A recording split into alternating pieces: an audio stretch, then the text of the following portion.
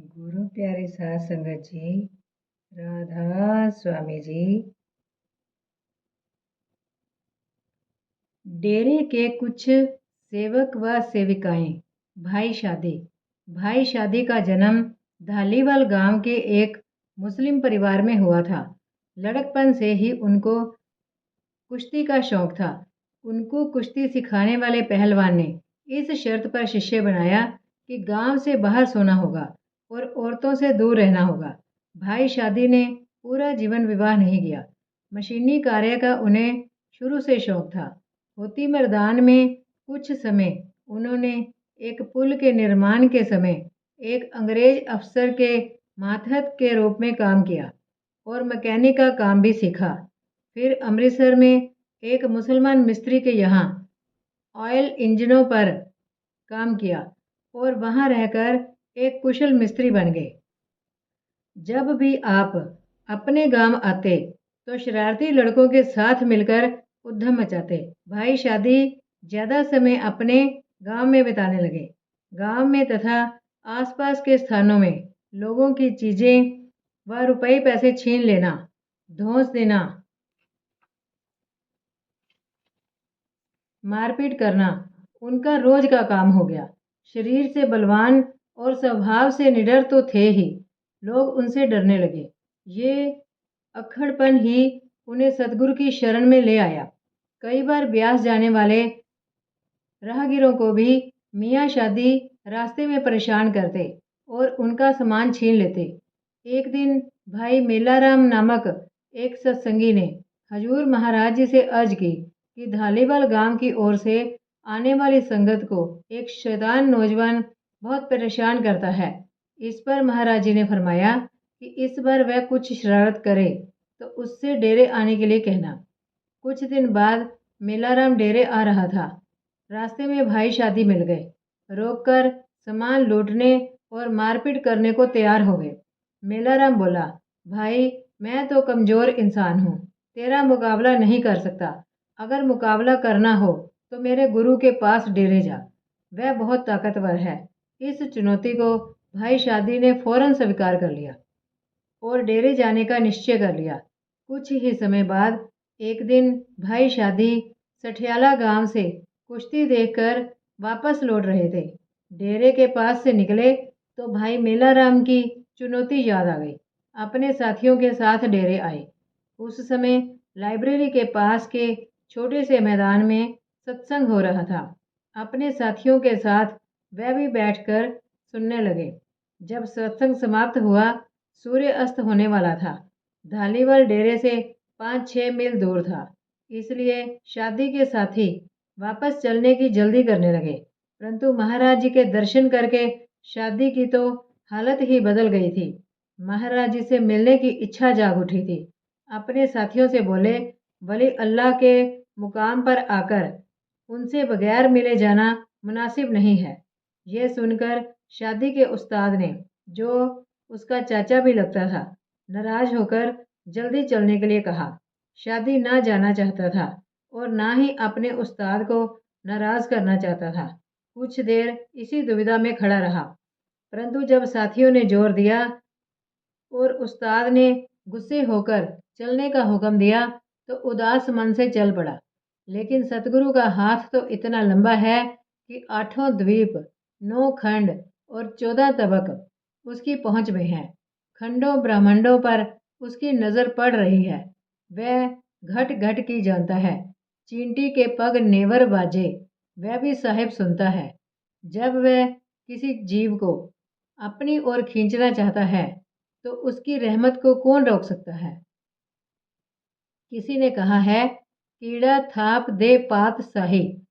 अभी वे लोग कुछ कदम ही चले थे कि सामने से सतगुरु महाराज जी आते हुए मिले। भाई शादी सबसे आगे थे। हजूर दीनदयाल जी ने उस पर वह मेहर भरी दृष्टि डाली जिसके बारे में कबीर साहब ने फरमाया है, मेरा मारा फिर जिए तो हाथ ना गहूँ कमान। हजूर जी ने शादी के उस्ताद से कुछ बात की और फरमाया कि इस वक्त अंधेरे में कहाँ जाओगे, कल चले जाना। परंतु उसने जवाब दिया कि उनका गांव पास ही है, कुछ देर में पहुंच जाएंगे। शादी ने महाराज जी से कोई बात न की, लेकिन सतगुरु का आकर्षक स्वरूप मन में समा गया। गांव में चैन ना मिला और 3 दिन बाद बगैर किसी से कुछ कहे वह डेरे आ गया, और ऐसा आया कि फिर लौटकर कभी ना गया। उस समय शादी की उम्र 23-24 वर्ष की होगी। शाम को सत्संग सुना। हजूर जी ने सत्संग में फरमाया कि जो लोग पराया धन लूटते हैं उन्हें सज़ा भुगतनी पड़ती है और अपने किए का पूरा पूरा बदला चुकाना पड़ता है।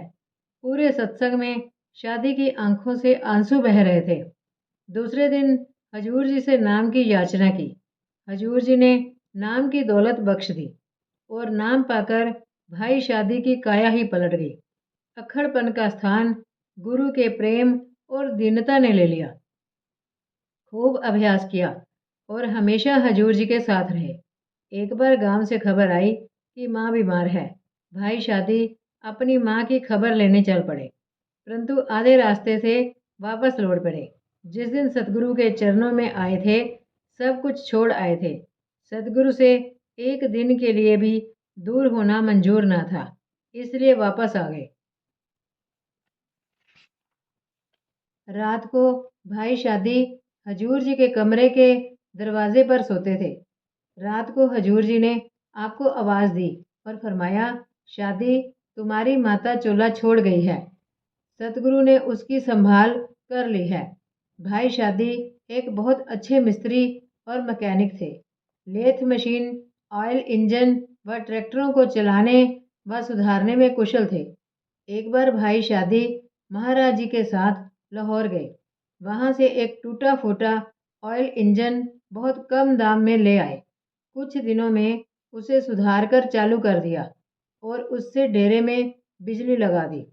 एक बार सुल्तानपुर से 250 रुपये में एक बेकार व टूटा हुआ ट्रैक्टर खरीद लाए और उसे ऐसा दुरुस्त किया कि कई साल तक डेरे में उसे खेती के काम में लाया जाता रहा। इसी प्रकार भाई शादी टूटे हुए इंजन सस्ते भाव में खरीदकर उन्हें दुरुस्त करके बेच देते थे। डेरे में उनकी एक आटा पीसने की मशीन लगी हुई थी। इन कार्यों से उन्हें अपने खर्चे से अधिक आमदनी हो जाती थी। भाई शादी अपनी कमाई पर गुजारा करते रहे। अपने खाने पीने का बहुत ख्याल रखते, कभी किसी से कोई चीज़ ना लेते। जब कहीं बाहर जाते तो किसी के यहाँ खाना तो दूर, शरबत या लस्सी तक ना पीते। अपना खाना बाजार से अपने पैसों से लेकर खाते। जब हजूर महाराज जी के साथ दौरों पर जाते तो हजूर जी की निजी रसोई में खाते। बटाला के मुसलमान लुहार तो भाई शादी के मशीनों के ज्ञान की बड़ी कद्र करते और उनको फ़कीर दोस्त समझकर उनकी इज्जत करते। वह कई बार भाई शादी से कहते कि हमारे साथ रहो और काम करो, तुम्हारी वजह से हज़ारों रुपए की कमाई हो सकेगी और तुम भी खूब कमा सकोगे। कुछ कारखाने के मालिकों ने उन्हें अच्छे वेतन पर नौकरी देनी चाही, पर उन्होंने जवाब दिया, अब इस बादशाह की नौकरी छोड़कर और कहीं जाने को दिल नहीं करता। जो तनख्वाह मुझे इस दरगाह से मिल रही है वह और कोई नहीं दे सकता।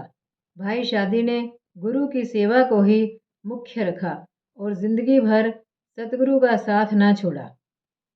कई बार अच्छे मुसलमान घरानों से विवाह के पैगाम आते, परंतु आप विवाह स्वीकार ना करते।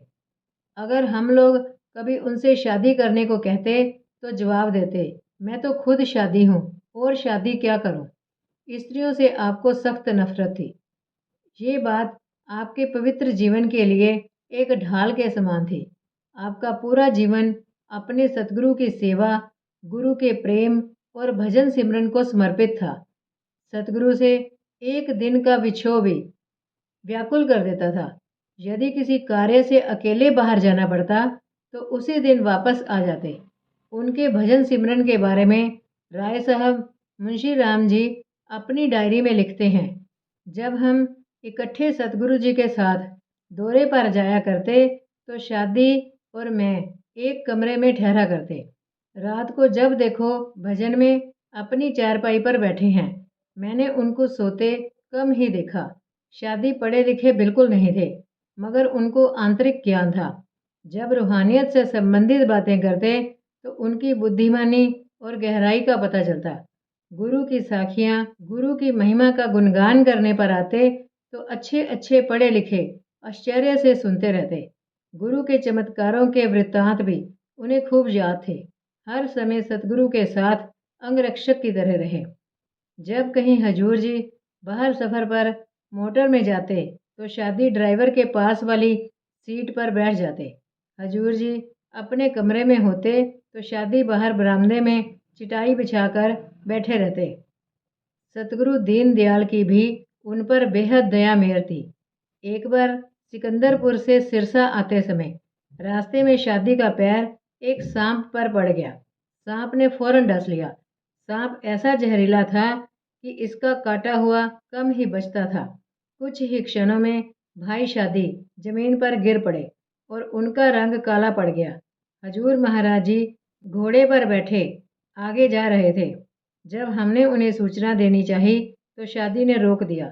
जब मैंने हजूर जी से अर्ज करना जरूरी बताया तो शादी ने कहा, किस लिए? कि वह आकर मेरा जहर अपने ऊपर ले लें। नहीं, हजूर जी से ना कहना। और वह बेसुध हो गए, शायद मर ही गए। हजूर जी कुछ आगे निकल गए थे, परंतु अचानक हजूर जी ने पीछे मुड़कर देखा और हमें परेशान देखकर हमारी ओर लौट आए। हजूर जी ने उसी समय नीम की एक टहनी लाने का हुक्म दिया, मगर वहाँ नीम का पेड़ तो क्या, किसी तरह का पेड़ आसपास ना था। दूर एक छोटी झाड़ी देखकर हजूर जी ने फरमाया कि अच्छा, उसी की एक टहनी काट लाओ। टहनी को लेकर हजूर जी ने उसे शादी के शरीर पर ऊपर से नीचे फेरना शुरू कर दिया और फरमाया, मैंने सुना है इस तरह टहनी फेरने से सांप का जहर उतर जाता है। कोई 10 मिनट में भाई शादी ने आंखें खोल दी। होश में आने पर शादी खुश होने की बजाय नाराज हुए। उनकी आंखों में आंसू भर आए। पहले मुझसे शिकायत की कि हजूर जी को क्यों खबर दी। फिर हजूर महाराज जी से फरियाद की, सच्चे पातशाह, क्या मैं इस लायक था कि मेरा जहर अपने ऊपर लेते? मुझे मर क्यों ना जाने दिया। मेरे जैसी हजारों जानें भी हजूर जी के एक रोम पर कुर्बान हो जाएं तो कम है। जब हजूर जी ने सिकंदरपुर, सिरसा में ज़मीनें खरीदी तो भाई शादी भी हजूर जी के साथ वहाँ जाते तथा ट्रैक्टर आदि चलवाते। बाद में शक्कर के कारखाने में मशीनों की देखभाल में भी वह बहुत मदद किया करते थे। सतगुरु के परिवार के प्रति उनका अगाध प्रेम था। राय साहब मुंशी राम जी के शब्दों में, गुरु की संतान पर जान देते थे। गुरु की संतान से खुशी खुशी मिलते। उनके यहाँ खाना खाकर व चाय पीकर खुश होते। उनकी खुशी व खुशहाली देखकर ऐसे खुश होते जैसे कि उनको खुद दौलत मिल गई हो। वह अक्सर कहा करते थे कि सरदार चरण सिंह जी से हजूर जी को बहुत सेवा लेनी है। हजूर महाराज सामन सिंह जी के ज्योति ज्योत समाने के बाद भाई शादी का मन उदास हो गया। हालांकि सरदार बहादुर जी महाराज और उनके बाद हजूर महाराज चरण सिंह जी के चरणों में भी भाई शादी की गहरी प्रीति थी। फिर भी अपने देह स्वरूप सतगुरु का वियोग वह बहुत महसूस करते थे। सन 1952 में जब महाराज चरण सिंह जी एक बार सिरसा जा रहे थे तो भाई शादी उनकी सेवा में आए और अर्ज की, ये 4000 रुपये मेरे जमा थे, इन्हें आप सेवा में दे देना। मेरी एक आटे की मशीन है, उसे बीबी रत्नी को दे देना। इस पर हजूर जी ने फरमाया, जाने की इतनी जल्दी क्या है, और कुछ वक्त ठहरो। तो उन्होंने कहा कि उनका अब इस दुनिया में रहने को मन नहीं करता।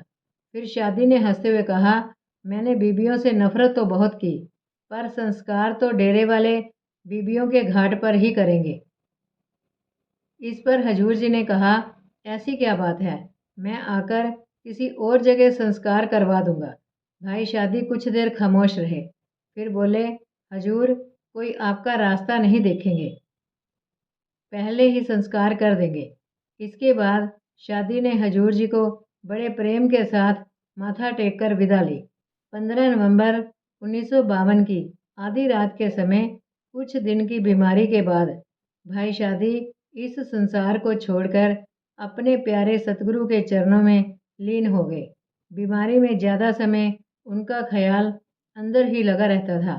जब हाल पूछते तो कहते कि अंदर से बाहर आने को जी नहीं चाहता। भाई शादी के चोला छोड़ने के समाचार का तार मिलते ही महाराज चरण सिंह जी सिकंदरपुर से कार द्वारा डेरे के लिए रवाना हो गए, परंतु प्रबंधकों ने हजूर जी के पहुंचने से पहले ही संस्कार कर दिया था।